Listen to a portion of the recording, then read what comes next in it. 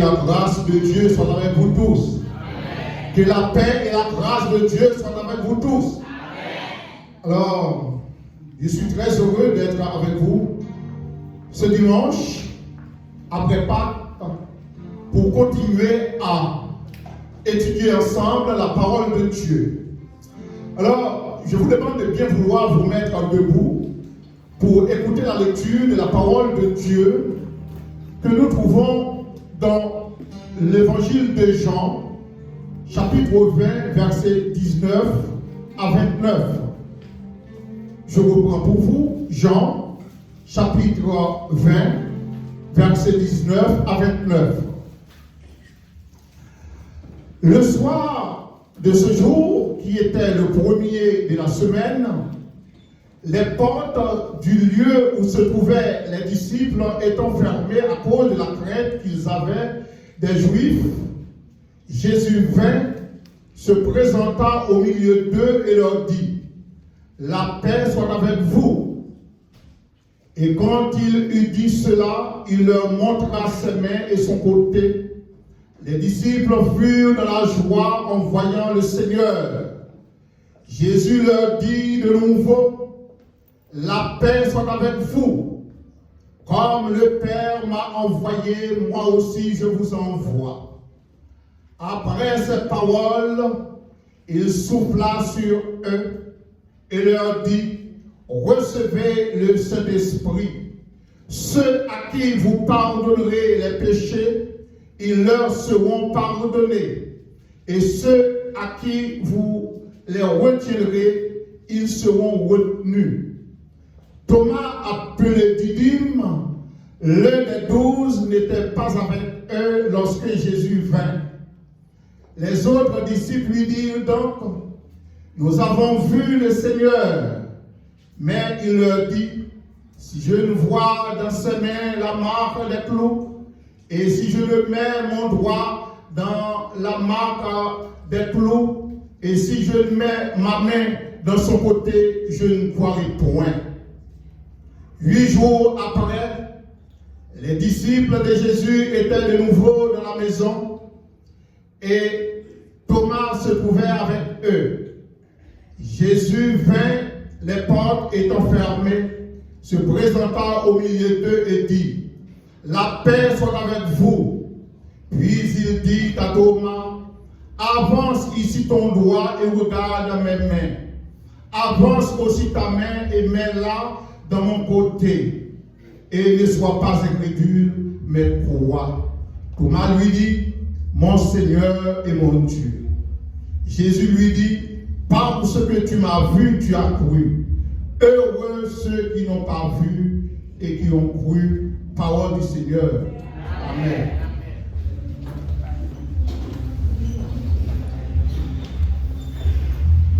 Mes bien-aimés frères et sœurs, il faut encore que la paix et la grâce de Dieu soient avec vous tous. Nous sommes encore aujourd'hui tout imprégnés de l'atmosphère de joie, de paix, de bonheur et d'amour qui a prévalu dimanche dernier à l'occasion de la fête de Pâques.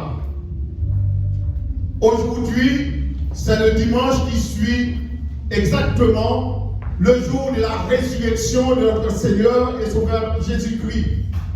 Pâques est un événement fondateur. Nous disons que Pâques, c'est l'événement central de la vie chrétienne. Frères et sœurs, dimanche dernier, nous étions tous réunis ici. Et tout le monde chrétien s'était réuni pour commémorer ensemble l'une des plus grandes fêtes dans toute l'histoire de l'Église chrétienne, à savoir la fête des Pâques, c'est-à-dire le jour qui commémore la résurrection de notre Seigneur et Sauveur Jésus-Christ. Nous pensons que Christ est réellement ressuscité, mais ce que nous aimerions savoir, c'est est-ce que Christ est réellement ressuscité dans votre vie? S'il ne l'est pas, il est plus que temps que Christ ressuscite réellement pour vous. Car Christ n'est pas dans le tombeau, Christ est ressuscité d'entre les morts et il vit éternellement auprès du Père. Voilà pourquoi nous sommes heureux aujourd'hui de parler de notre Seigneur et Sauveur Jésus-Christ. Mes frères et sœurs, ça nous le savons déjà. Le prophète Ésaïe avait annoncé d'avance la mort du serviteur souffrant. Il avait parlé de ses serviteurs, d'un homme qui accepterait de donner sa vie humaine parfaite pour que vous et moi nous ayons la vie éternelle. Le prophète Daniel encore, dans le livre du prophète Daniel, avait parlé d'un serviteur qui serait retranché. Il serait retranché, c'est-à-dire il allait mourir, il allait donner sa vie pour vous et moi. Mes frères et sœurs, n'en doutons pas une seule seconde. Christ a volontairement donné sa vie pour nous, pour nos péchés. Et la condamnation qui allait avec, c'est-à-dire que si Christ n'avait pas donné sa vie pour vous et moi, nous serions éternellement condamnés devant Dieu. Mais étant donné que Dieu est miséricordieux, il fait miséricorde. Mais étant donné qu'il est juste, il ne peut pas laisser le péché impuni. Il a donné à son Fils qu'il a envoyé dans le monde la possibilité de prendre à la place de nous qui sommes pécheurs les péchés que vous et moi nous avons commis. Mais bien-aimés frères et sœurs, après cette victoire définitive sur la mort, Christ devient le prince de la vie.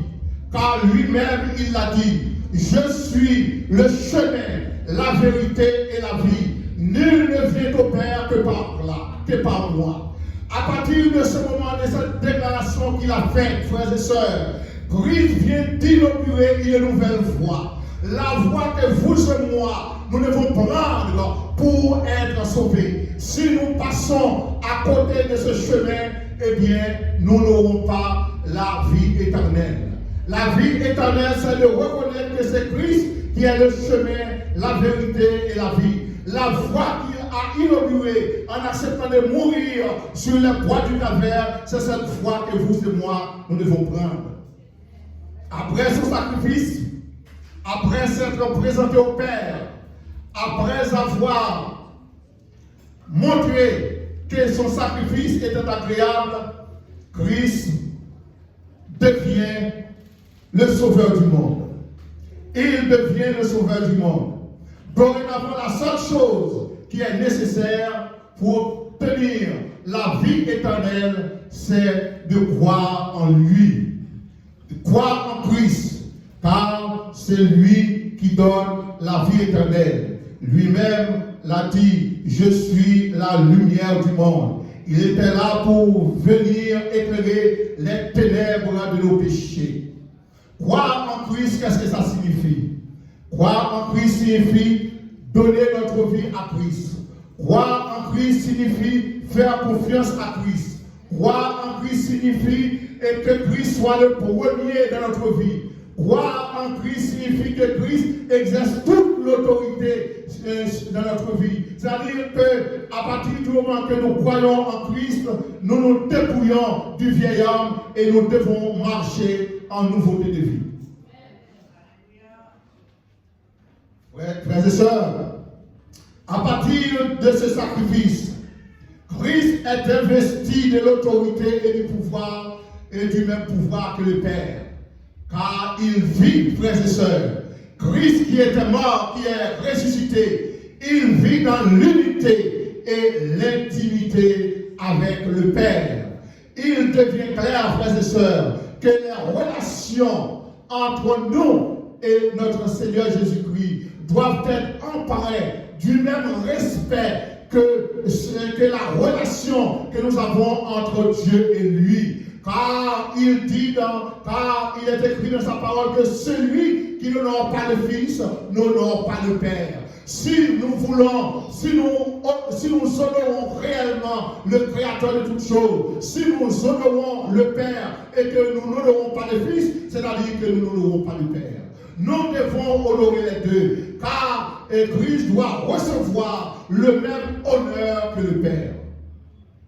Frères et sœurs, nous avons lu un texte pour vous. Nous avons vu que Christ est ressuscité. Mais les disciples qui étaient avec lui, après sa mort, se sont enfermés dans une chambre haute, par peur des autorités religieuses. Ils avaient peur, frères et sœurs, d'être pourchassés. Ils avaient peur d'être persécutés. Mais ils se sont retirés. Ils se sont enfermés entre eux. Ils se sont enfermés par peur. Et la menace était réelle. Car les autorités religieuses, après avoir fait mettre à mort le Christ, devaient, coûte que coûte, rechercher ceux qui étaient avec lui, pour qu'ils puissent avoir le même sort. Mais à un moment, frères et sœurs, Christ s'est présenté. Christ s'est présenté alors que la porte était fermée. Alors que la porte était fermée, personne ne lui a ouvert la porte. Il a pu entrer dans la chambre où ils étaient. L'apparition du ressuscité à ses disciples, alors que ceux-ci, c'est-à-dire que les disciples étaient dans la peur, de la crainte, de l'abattement, frères et sœurs, dénote en quelque sorte la vraie signification de la fête des Pâques. Lorsque Christ apparut à ses disciples, c'est Christ qui apparaît à son église. C'est l'apparition de Christ à son église. Pendant que son église tremble, pendant que son église est persécutée, et bien Christ apparaît à son église pour rassurer son église, pour dire à son peuple, je suis avec vous, comme je l'ai toujours dit, dès maintenant et jusqu'à la fin des temps. Car les disciples avaient réellement peur. Il y avait de quoi avoir peur. Mais à un moment, Christ comprit qu'il fallait qu'il se présentât à ses disciples pour que ceux-ci puissent se sentir mieux. Eh bien, il apparut à ses disciples. C'était en quelque sorte une libération. C'était en quelque sorte une apparition libératrice. Dans l'évangile de Jean, nous lisons chapitre 20, 21 à 23, Jésus leur dit à nouveau la paix soit avec vous. Frères et sœurs, lorsque Christ dit la paix soit avec vous, shalom, il ne s'agit pas d'une simple salutation. Lorsque Christ dit la paix soit avec vous, il s'agit réellement d'une paix spirituelle. Il s'agit d'une façon de réconforter. De dire que la paix que je donne, ce n'est pas comme la paix, ce n'est pas la paix que le monde donne, mais c'est la paix spirituelle, la paix dont vous avez besoin pour la conduite de votre vie, frères et sœurs. Comme le Père, il a dit, comme le Père m'a envoyé, moi aussi je vous envoie. Oui, comme le Père m'a envoyé, moi aussi je vous envoie. Frères et sœurs, mais après avoir dit ça, Christ souffla sur ses disciples et il dit, recevez le Saint-Esprit. Christ, après avoir envoyé, comme le Père m'a envoyé, moi aussi je vous envoie. Il souffla sur ses disciples et dit, recevez le Saint-Esprit. Pourquoi, frères et sœurs, a-t-il d'abord soufflé? A-t-il soufflé sur ses disciples avant de les envoyer? Pourquoi a-t-il soufflé sur ses disciples avant de les envoyer? Les disciples, frères et sœurs, c'est la figure de l'église d'aujourd'hui. C'est-à-dire que vous et moi, avant que nous allions dans la prédication, avant que nous commencions à prêcher, nous devons avoir reçu l'Esprit de Dieu. Car sans avoir reçu l'Esprit de Dieu, nous ne pouvons pas prêcher. Car l'Esprit fortifie, l'Esprit vivifie, l'Esprit revigore les disciples. Il dit, recevez cet Esprit. Car les disciples avaient besoin de l'Esprit Saint de Dieu. pour qu'ils puissent accomplir la tâche qui leur était impartie. L'Esprit Saint est donc nécessaire dans l'accomplissement de l'œuvre de Dieu. C'est pour cela, frères et sœurs, que Christ souffla sur ses disciples. L'Esprit Saint est nécessaire dans l'accomplissement de l'œuvre de Dieu. Son rôle est de soutenir, d'accompagner, de fortifier les serviteurs de Dieu.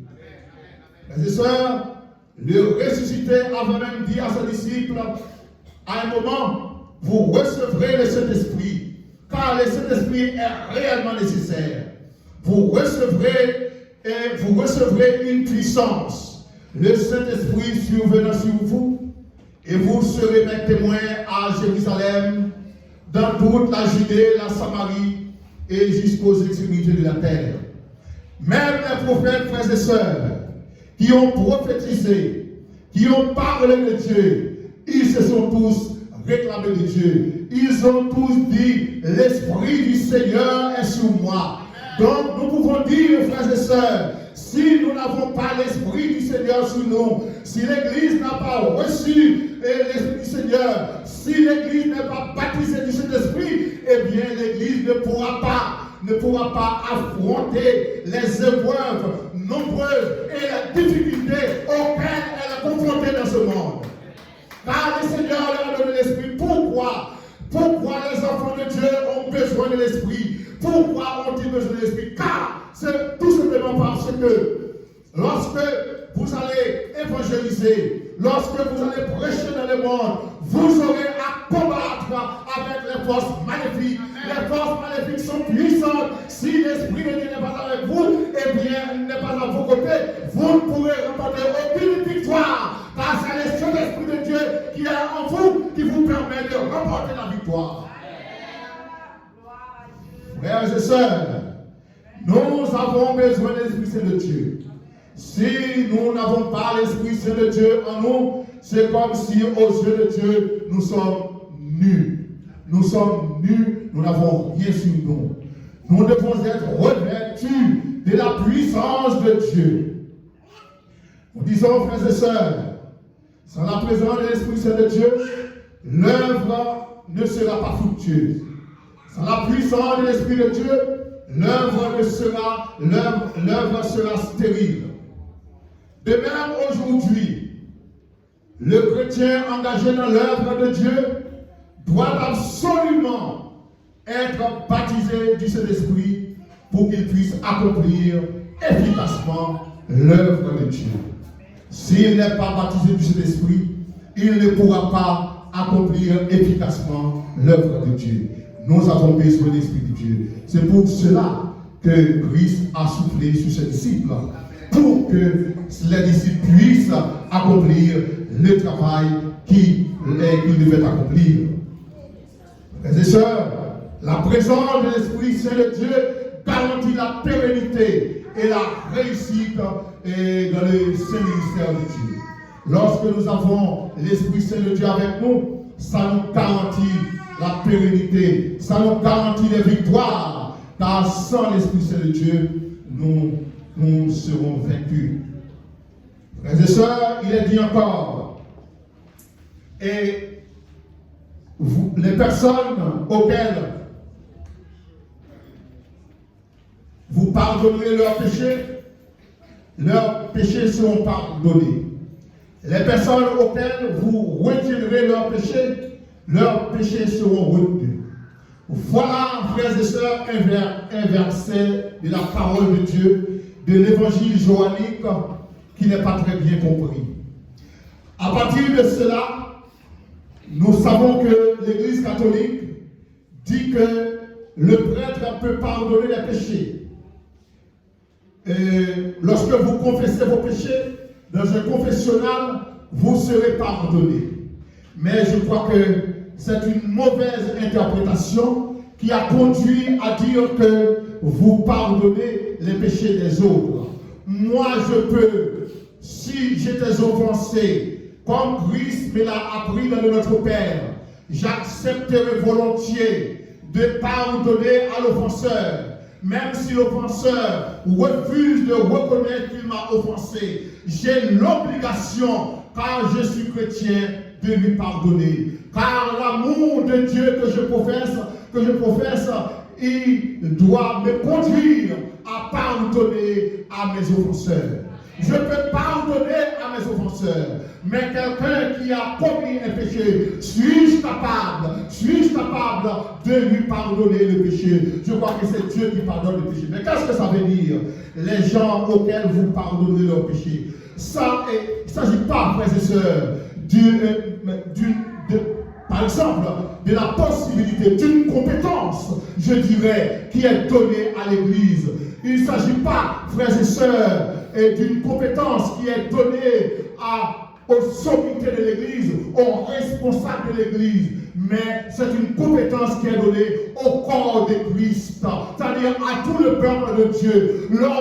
Comment cette compétence est-elle donnée? C'est tout simplement, vous pardonnerez, c'est lorsque vous allez vers les pécheurs, lorsque vous leur prêchez la parole de Dieu, vous leur annoncez la parole de Dieu, vous leur dites que à partir de ce moment, Christ vous aime. Si vous renoncez à vos péchés, vous serez pardonnés. C'est à partir de ce moment-là que le pécheur reçoit le pardon. Ce n'est pas moi qui octroie le pardon aux pécheurs, mais c'est ma prédication. À partir du moment que ma prédication a été entendue, à partir du moment que ma prédication a été écoutée, c'est à partir de ce moment-là que le pécheur sera pardonné. Mais ce n'est pas moi qui pardonnerai, frères et sœurs, le pécheur. Mais, frères et sœurs, si le pécheur refuse de m'écouter, eh bien, il ne sera pas pardonné.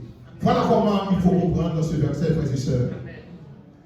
Frères et sœurs, il y a encore un personnage, haut en couleur, je dirais, c'est Thomas.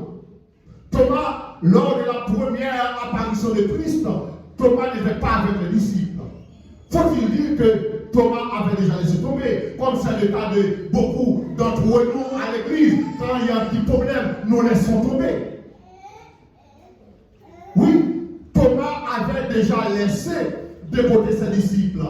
Pourquoi Thomas n'était pas avec les disciples de Jésus-Christ? Tous les autres étaient là, mais Thomas n'y était pas. Et lorsque Thomas vint vers les disciples, ces derniers lui racontèrent que le Maître est réellement ressuscité. Il est venu vers eux et Thomas n'a pas couru. Il dit, si je ne vois pas la marque de son côté, la marque des clous, je ne croirai pas. Eh bien, lors de sa seconde apparition, Thomas rencontra le Maître et il a réellement cru. Il a cru, mais a-t-il eu réellement de la foi? On ne peut pas dire que Thomas ait eu de la foi parce que Thomas a vu et il a cru. Et il y a un proverbe créole haïtien qui dit, moi c'est Saint Thomas, moi ça fait moi. Eh bien, frères et sœurs, aujourd'hui, l'Église vous interpelle. L'Église vous appelle à exercer la foi, même si vous ne voyez pas. Lorsque la Bible dit que telle chose arrivera, c'est que réellement il arrivera. Vous n'avez pas besoin d'attendre que la chose arrive réellement pour que vous croyiez. Mais il faut croire, la parole de Dieu est sincère. La parole de Dieu, c'est oui et amen. Frères et sœurs. Et il y a encore, vous savez que le Christ devait ressusciter. Il savait qu'il devait mourir, mais il savait également qu'il devait ressusciter.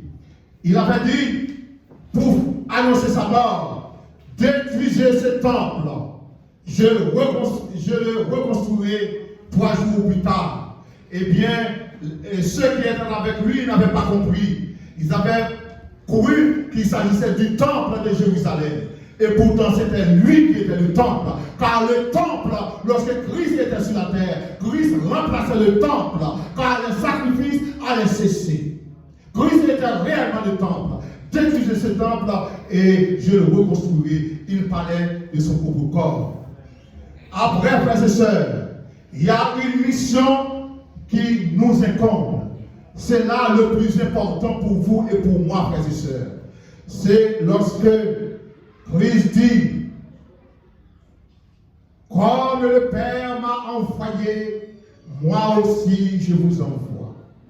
Comme le Père m'a envoyé, moi aussi je vous envoie.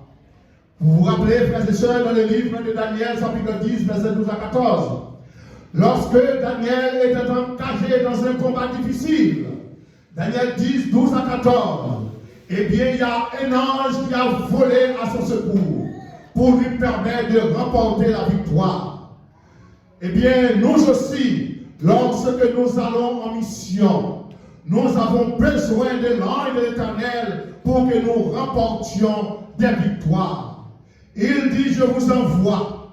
Qu'est-ce que ça signifie, je vous envoie? Comme le Père m'a envoyé, moi aussi, je vous envoie. Le je vous envoie, frères et sœurs, traduit la confiance que le Maître place dans ses disciples. Je vous envoie. Maintenant, je ne sais, à partir de mon enlèvement, je ne serai plus sur la terre. C'est vous qui devez aller me représenter sur la terre.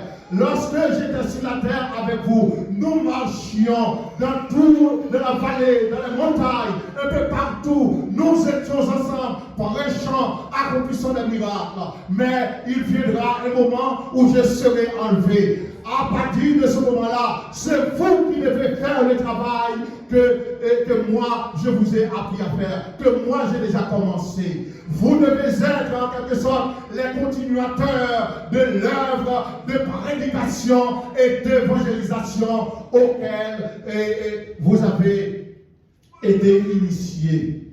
Je vous envoie traduire toute la confiance et je dis que le Maître place dans ses disciples et au travers de ses disciples. C'est toute la confiance qu'il place dans son Église. L'Église, maintenant, doit savoir qu'elle est missionnaire. L'Église doit comprendre sa mission d'évangélisation prendra fin avec le retour de Christ. L'Église doit comprendre qu'elle doit continuer, puisque Christ a dit, je vous envoie, sa mission de prédication, sa mission d'évangélisation doit continuer jusqu'au retour de Christ. Frères et sœurs, je vous envoie signifie que nous devons être les parfaits modèles. Là encore, c'est ça que ça signifie. Je vous envoie signifie que vous et moi, nous devons être les parfaits modèles que le monde doit suivre sur les plans spirituels, religieux et éthiques. Nous, je vous envoie, nous devons être des modèles pour le monde. Malheur aux enfants de Dieu qui imitent le monde.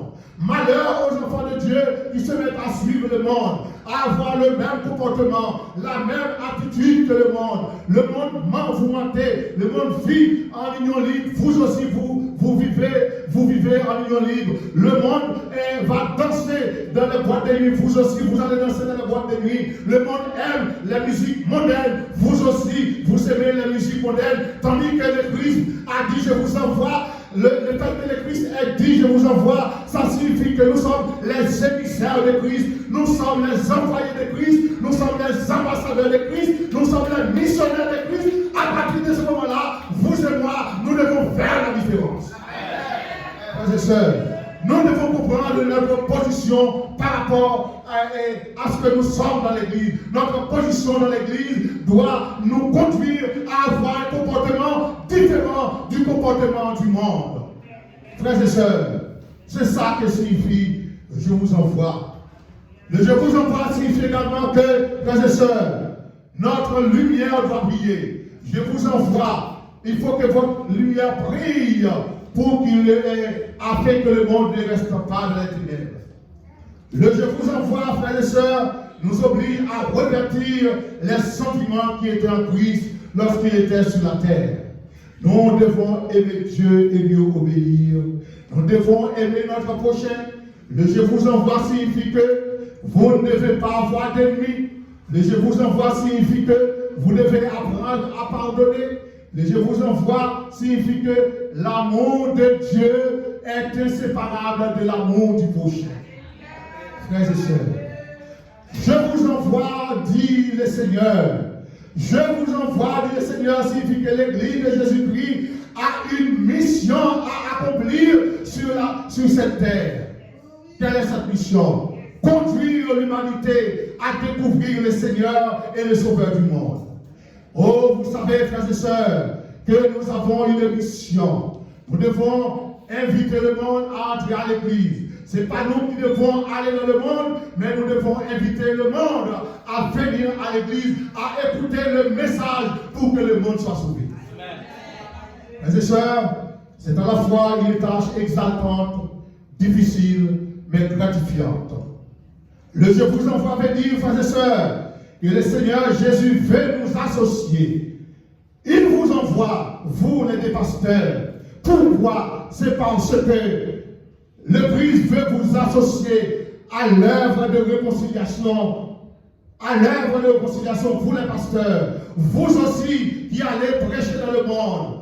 Vous aussi qui évangélisez. Vous êtes les collaborateurs de Christ. Vous êtes associés à sa mission de réconciliation du monde avec le Père.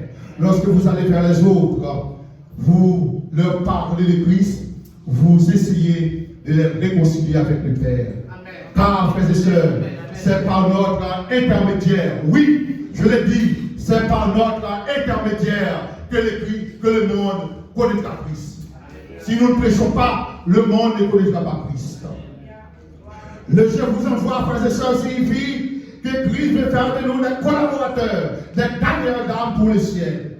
Tout en nous disant une chose, ce ne sera pas facile. Je vous envoie dans le monde, mais vous aurez des difficultés dans le monde. Vous serez haïs du monde. Vous serez haïs du monde. Je vous envoie dans le monde, mais je sais que vous êtes là, mais soyez rassurés, car le Saint-Esprit de Dieu est avec vous. Le Maître veut que nous engagions, que nous soyons les émissaires, comme je l'ai dit, les ambassadeurs, qui participions à l'œuvre de l'évangélisation, afin que son nom soit connu par toute la terre habitée. Frères et sœurs, le ressuscité précise mieux sa mission dans l'évangile de Marc, chapitre 16, versets 15 et 16, en disant, ça c'est Christ qui parlait après sa résurrection.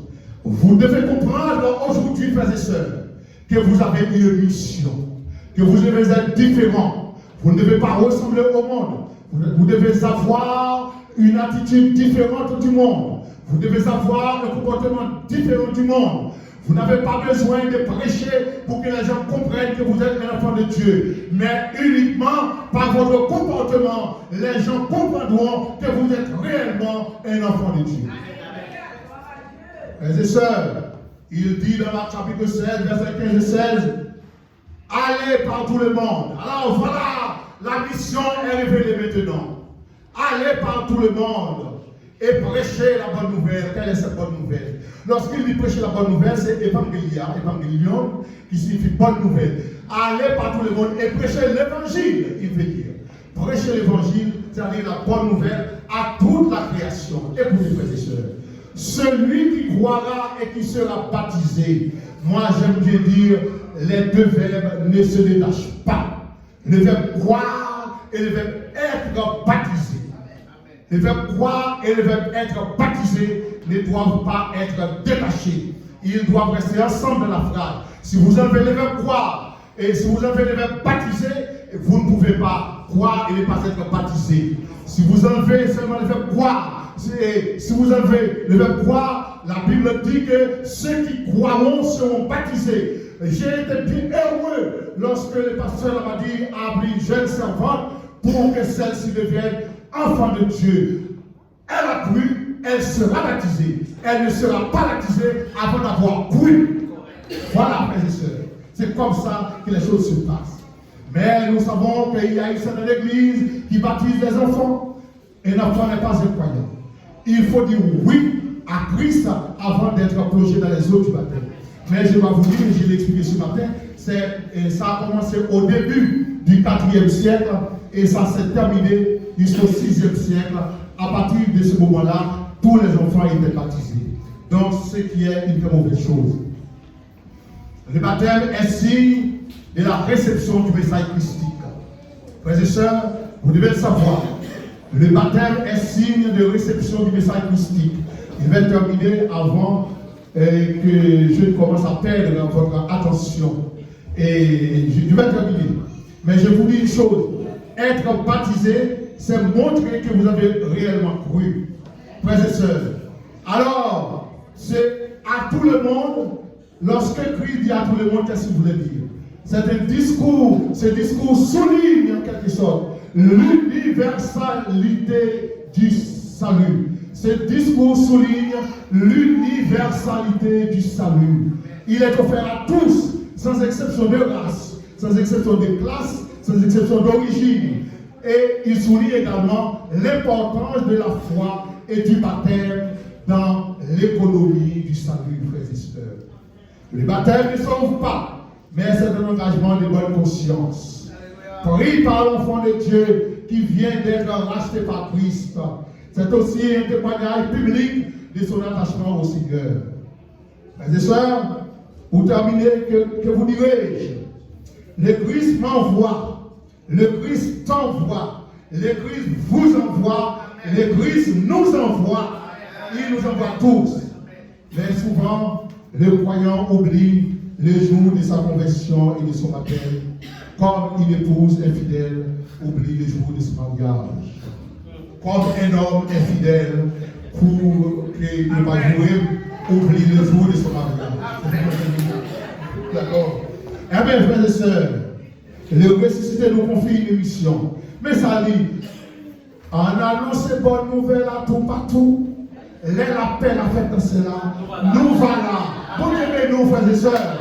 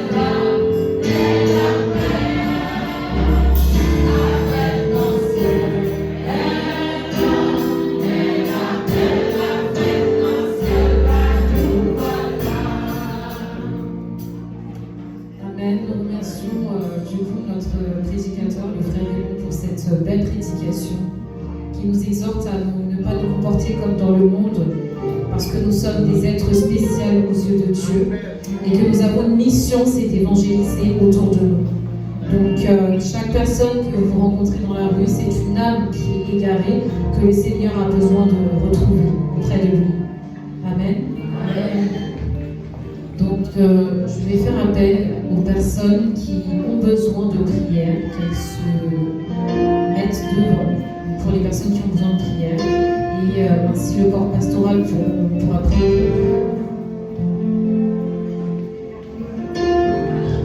Quel que soit problème devant, l'Éternel vivant par ses eaux, l'idée défendra même mouvra, il caresse à tout, maladie sacrement Jéhovah. La patrie,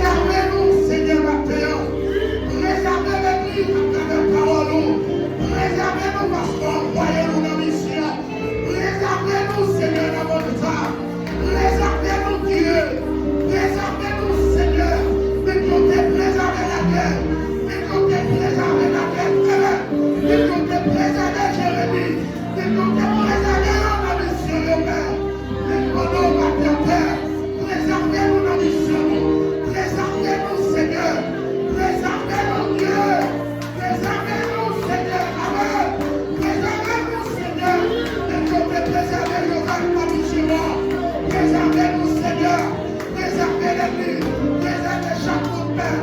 Préservez-nous maintenant. Préservez-nous dans les cieux, Père. Préservez-nous, Seigneur. Préservez l'église dans les cieux. Préservez-nous, Seigneur. Par nous de protection dans les cieux, Père. Merci qu'il y ait des obstacles. Mais nous sommes capables de la croix, Seigneur. Et la foi de Dieu nous fait nous connaître. Nous devons croire, nous ne devons pas nous devons croire. Et nous, Seigneur, nous croyons à la parole, à la parole, Seigneur. Nous devons avancer, même s'il y a des obstacles, et nous avançons, Père. Mais nous avançons, Seigneur, préservez le royaume, même s'il y a des obstacles, même si je suis difficile, même s'il y a la croix, Seigneur, augmentez la foi, augmentez la foi, augmentez la foi, Thomas. Augmentez la foi, Seigneur. Augmentez la foi, Dieu. Augmentez la foi, Seigneur. Le croix de volonté, Seigneur. Augmentez la foi, on va tromper. Au nom de Jésus de Nazareth. Amen.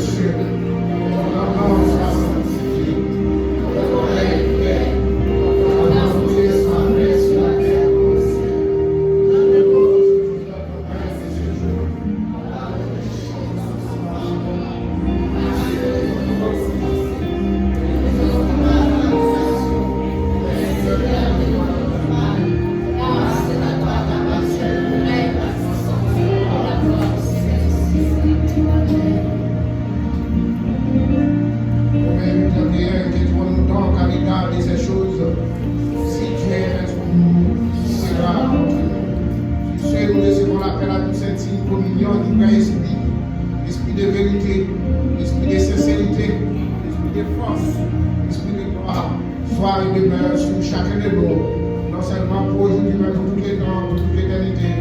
Allez en paix, que Dieu vous bénisse tous, très bonne semaine.